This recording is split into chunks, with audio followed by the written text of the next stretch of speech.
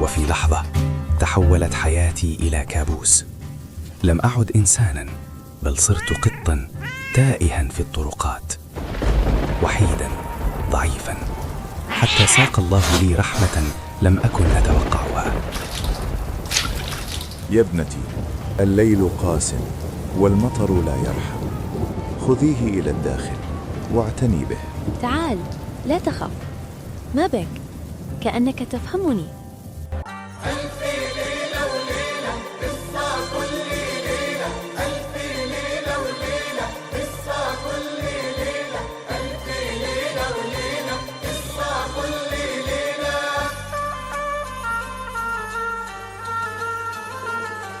قولي من البداية أول الحكاية، قولي من البداية أول الحكاية، خليه في النهاية يفضل في انتظار،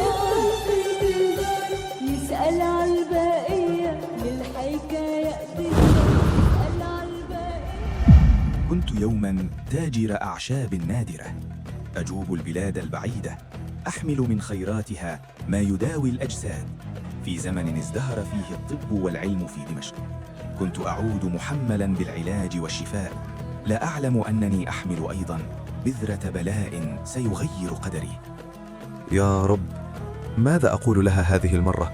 نبات الظل الأسود كأنه اختفى من الأرض. لماذا كل هذا الإصرار عليه؟ اقتربي يا جلنار، اليوم سترين سحراً مختلفاً. هل سينجح هذا السحر حقاً؟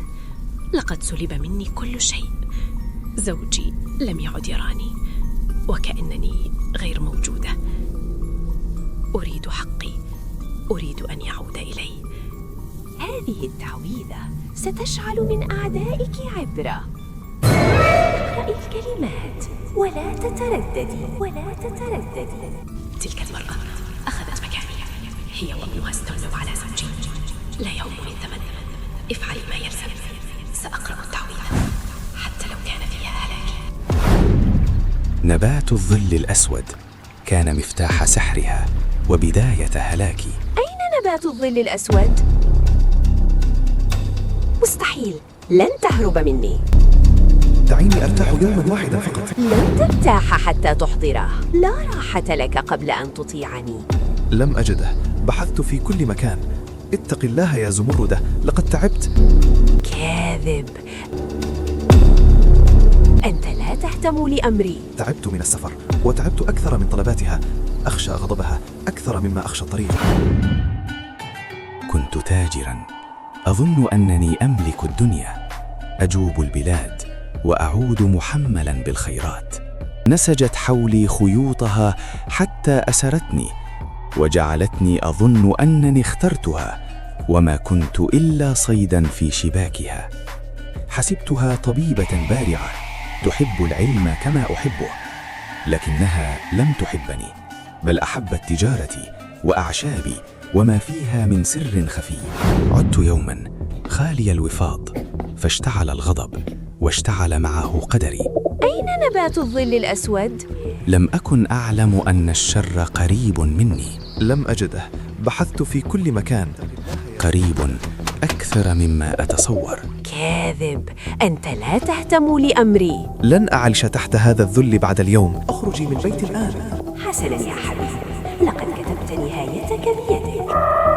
ستذوق لعنة الظل الأسود، هذا جزاء من يتحداني. فكرة رائعة يا سيدتي، ليتحول إلى شيء حقير.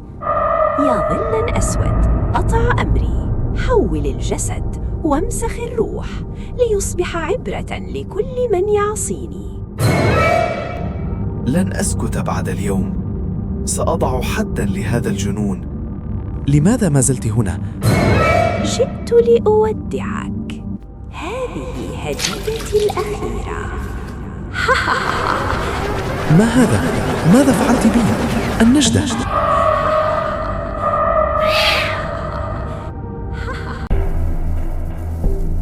الآن أصبحت كما أريد. قط صغير مسكين. هذا جزاء من يتحداك. دعيني أتخلص منه فوراً. هيا اخرج أيها القذر، اذهب ولن تعود.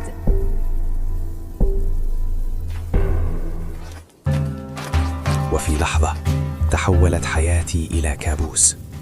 لم أعد إنساناً، بل صرت قطاً تائها في الطرقات، وحيداً ضعيفاً، حتى ساق الله لي رحمة لم أكن أتوقعها. يا ابنتي، الليل قاس والمطر لا يرحم. خذيه إلى الداخل واعتني به. تعال، لا تخف. ما بك؟ كأنك تفهمني.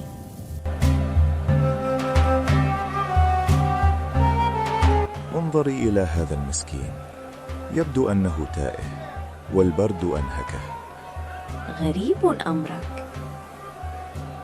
لا يشرب اللبن ولا يتصرف كقط. في عينيه حكاية. يا شيخ، هل رأيت هذا القط؟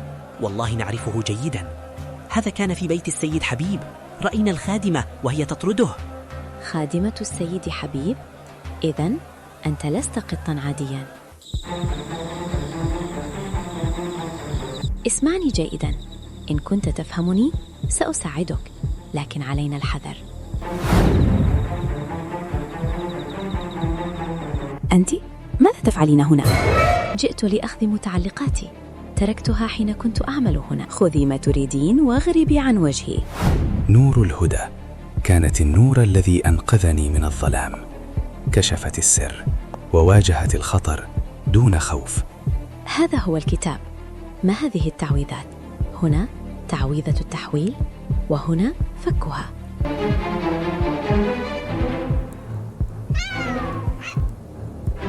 هذا هو النبات. علينا الهرب الآن. هيا بسرعة.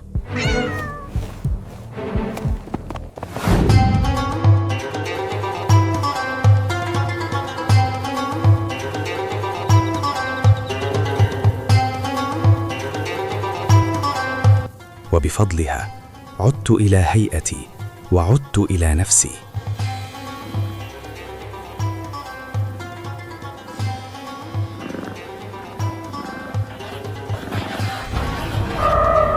بسم الله. كما بدأ السحر ينتهي. ارجع إلى هيئتك.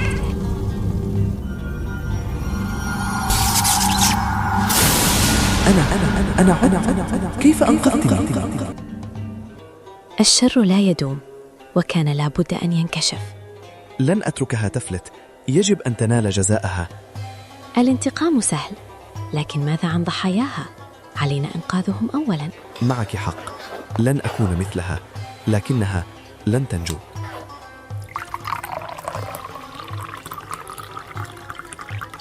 لكن القصة لم تنتهي بعد، فالشر لا يهزم بالكراهية بل يهزم بالعدل، وكان لابد أن تنال جزاءها من نفس السحر الذي استخدمته. كما تأمرين يا سيدتي، سأعرف كل شيء. من هناك؟ أنا السيد حبيب، جئت لأنهي هذا الشر.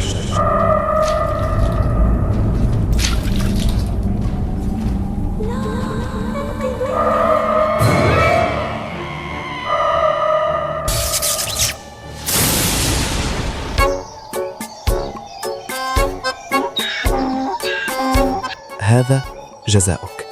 انتهى الأمر. بل بدأ الآن. علينا إصلاح ما أفسدته. قد يكون هناك آخرون. أوعدك لن أترك مظلوما.